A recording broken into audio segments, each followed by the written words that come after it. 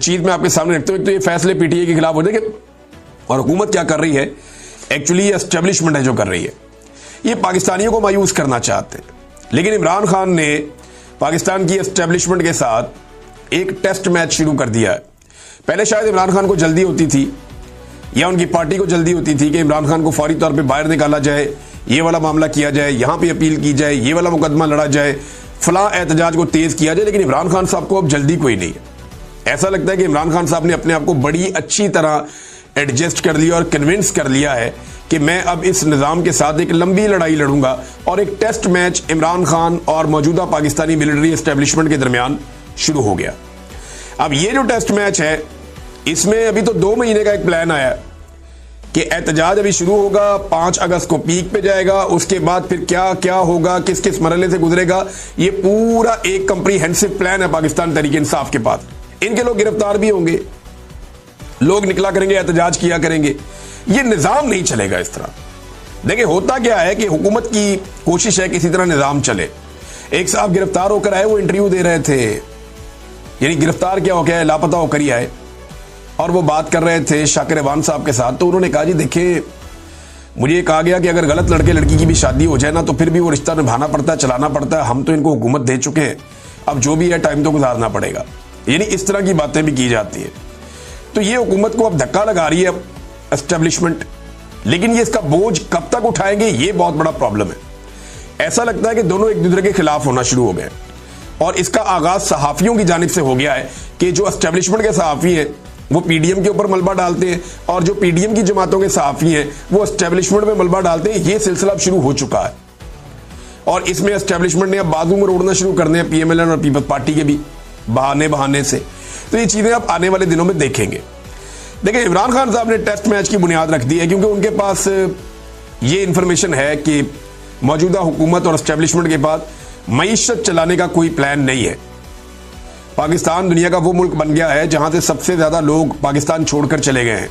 कोई मुल्क से जाने वाले लोग जो हैं जिन्होंने अपने मुल्क को अलविदा किया, उनमें नंबर 1 पे पाकिस्तान है पूरी दुनिया में। आबादी में हम नंबर 1 नहीं है, बहुत नीचे है, लेकिन हम दुनिया में नंबर 1 है जो लोग मुल्क छोड़कर चले गए।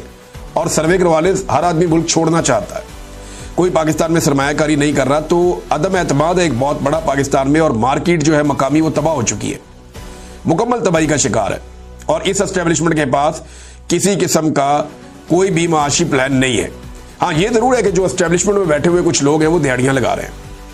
जैसा कि आपको याद होगा कि जावेद लतीफ साहब ने कहा था कि एजेंसियों के कुछ लोगों ने इलेक्शनों में दिहाड़ियां लगवाई और उन्होंने लोगों से पैसे ले लेकर सीटें बांटी है, और जिन्होंने पैसे नहीं दिए उनको सीटें नहीं दी गई। लिहाजा अब जो ज़िमनी इलेक्शन इतने बड़े पैमाने पर करवाने की तैयारी हो रही है, जो इतलात आ रही है पाकिस्तान से, उनमें तो यह है कि लोग वोट डालेंगे इमरान खान साहब को, लेकिन उम्मीदवार जितवाया जाएगा वो जो पैसे भर के आएगा। और कीमत रख दी गई है जनाब, कौमी असम्बली की सीट और सूबाई असम्बली की सीट की ये कीमत है, इतना पैसा आप पहुंचा दें फला बंदे को और उसके नतीजे में आपको फॉर्म 47 जारी करवा दिया जाएगा। तो यहां पे लोग अपनी जेबें और अपने अकाउंट्स भरेंगे, अपने जाली अकाउंट्स को भरेंगे। लेकिन इंटरेस्टिंग चीज मैं आपको बताता हूं जो बहुत ही इंटरेस्टिंग है, ये जो मर्जी कर ले अल्टीमेटली इनको शिकस्त होनी है। अभी जो अफसरान अपनी ट्रांसफर पोस्टिंग के पैसे भरते हैं ना कई लोग, ये हमेशा से पाकिस्तान में सिलसिला चलता है। अफसरान ने पैसे भरने बंद कर दिए, अब वो कोई पोस्टिंग और ट्रांसफर लेने को तैयार नहीं, काम ही रुका हुआ है। देखिए ना, अफसरान की जेबें भी तब भरती हैं जब कोई काम चल रहा हो। ब्यूरोक्रेसी की मुझे तब होती है जब मुल्क के अंदर मईशत का साइकिल चल रहा हो, फिर उनकी मौज होती है। अब मईशत का साइकिल चल नहीं रहा तो लोग अब ट्रांसफर पोस्टिंग के लिए भी पैसा खर्च नहीं कर रहे। 2-4 चीजें मुझे पता चली कि फलां पोस्ट के लिए फलां बंदा पैसे भरना चाह रहा था लेकिन उसने इनकार कर दिया, जी मैं नहीं। और लोगों को यह भी पता है कि हमें 3 साल के लिए तैनात किया जाएगा और पता चले कि दूसरे महीने पाकिस्तान में इनकलाब आ गया या लोग गले पड़ गए एस्टेब्लिशमेंट के और सारा निजाम बदल गया, तो मैं 3 साल के पैसे भर के फौरी तौर पे फारिग हो जाऊं तो मेरे पैसे कौन भरेगा। तो ये इस तरह के मामला पाकिस्तान में एक बेयकीनी की सूरत हाल है जो चल रही है। अली अमीन गंडापुर साहब ने गुज़िश्ता 72 घंटे अगर आप उनके देखें तो उनके अगर आप बयानात निकालें तो वो बैक वक्त अलग अलग बातें कर रहे हैं। यानी वो एक ही वक्त में ऑपरेशन के साथ भी हैं, सेम टाइम में वो मिलिट्री ऑपरेशन के खिलाफ भी हैं, सिक्योरिटी एजेंसियों को दहशतगर्दों का मददगार भी कहते हैं और फिर उनकी तारीफ भी करते हैं। फिर वो फौज के इख्तियारात महदूद करने की बात भी करते हैं। फिर सिक्योरिटी फोर्सेज जो मौजूद हैं वहां पे फौज उन्हें अपने मेहमान भी करार देते हैं और उनकी हिफाजत की भी बात करते हैं। मादनियात पर पार्टी का मौक़िफ़ कुछ और है और अली अमीन गंडापुर का मौक़िफ़ कुछ और है। तो ये बड़ी अजीबोगरीब सूरत पैदा हो चुकी है। चंद घंटों में बड़े अजीब तरीके से अलग अलग बयान दिए। यानी उन्होंने कहा कि फौज और अवाम के दरमियान एतमाद का रिश्ता खत्म हो चुका है। ये किसने कहा? अली अमीन गंडापुर ने कहा कि फौज और अवाम के दरमियान एतमाद का रिश्ता खत्म हो चुका है।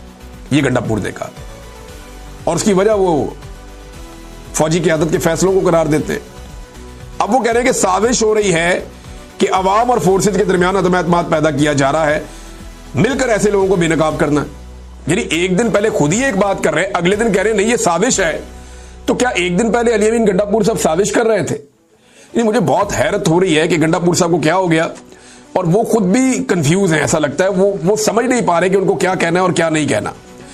मुराद सईद साहब का मौक़िफ़ बिल्कुल मुख्तलिफ है, अली अमीन गंडापुर का मौक़िफ़ बिल्कुल मुख्तलिफ है। ये दोनों इमरान खान के काबिले एतबार साथी हैं। इमरान खान साहब के दो ऐसे साथी जो अगर आप कहें खैबर पख्तूनख्वा में सबसे ज़्यादा इमरान खान साहब के करीब रहे, जिन पे उन्होंने बहुत ज़्यादा एतमाद किया, तो यानी दो, बाकियों में से दो और बहुत सारे हैं। झगड़ा साहब पे इमरान खान साहब को बड़ा भरोसा है और बहुत सारे दोस्त हैं उनके इमरान खान साहब के, जुनैद अकबर पे बड़ा वो भरोसा करते हैं, बाकी लोगों पे भी करते हैं। लेकिन अली अमीन और मुराद सईद की एक जगह है। अब मुराद सईद बिल्कुल एक डिफरेंट लाइन लेते हैं, अली अमीन बिल्कुल एक डिफरेंट लाइन ले रहे हैं। दोनों का ज़मीन आसमान का फ़र्क है। लेकिन इमरान खान साहब का मौक़िफ़ जो है वो मुराद सईद के मौक़िफ़ के करीब तर है। मुराद सईद ने कहा, मेरे पाकिस्तानियों, आपको अंदाज़ा नहीं कि मार्टर गोलों, गनशिप, हेलीकॉप्टरों और ड्रोन्स के साए में अमन की आवाज़ उठाना कितना मुश्किल है। बंदूक की नाली के सामने अदम तशद्दुद का नारा बुलंद करने के लिए कितनी जुर्रत दरकार होती है। बाजोड़ के अमन के लिए निकलने वालों को सलाम। अमन के लिए मुत्तहिद करने वाले बगैर इश्तिहार और बैनर पोस्टर के मुहिम कैसे चलाते हैं? जब रियासत ही अमन के बजाय जंग का फैसला कर चुकी हो तो फिर जंग रोकना और अपने घर बचाना कितना मुश्किल टास्क है। इसलिए आप सबसे दरखास्त है कि अमन का साथ दो और जो साथी ये मुश्किल तरीन काम कर रहे हैं उनकी आवाज़ बनो। अगर ये कामयाब हो गए तो इनकी कोशिश आपके घरों को भी इस आग से बचा लेगी जिसकी तपिश ने हमारे घर राख कर दिए थे, तो झुलसे आपके आंगन भी थे। ये उन्होंने बताया कि जिरगों का क्या मामला है और इससे पहले कौन कौन से तरीकों से लड़ाइयाँ पाकिस्तान के ऊपर मुसल्लत की गई अवाम के ऊपर, और अब किस किस तरीके से जिरगों का उन्वान देकर क्या क्या हरकतें की जा रही हैं, और सेफ हाउसेज के अंदर किस तरह 5 अफराद ने मिलकर मीडिया को जिरगे के टिकट जारी करवा दिए कि जनाब जिरगा हो गया है। तो अमन तहरीक के ऊपर उन्होंने जोर दिया। फिर उन्होंने कहा कि लाखों लोगों की मौजूदगी में बीच चौक गूंज रहा है जो बयानिया है अवाम का कि ऑपरेशन नामंजूर, डॉलरी जंग नामंजूर, वसाइल पर कब्जा नामंजूर, नया तजर्बा नामंजूर। कौम नोट कर ले कि जो है कौम को अब ये कोशिश करनी पड़ेगी। मुश्किल तरीन हालात में हमने तहरीक चलाई है और अभी तहरीक चलानी है। साथ उन्होंने कहा कि इमरान खान का मौक़िफ़ वाज़ेह है कि उनके नाम पर आपको वोट मिला है, इसलिए वाज़ेह तौर पर बता दूं कि अमन पर कोई समझौता नहीं, कौम पर कोई समझौता नहीं।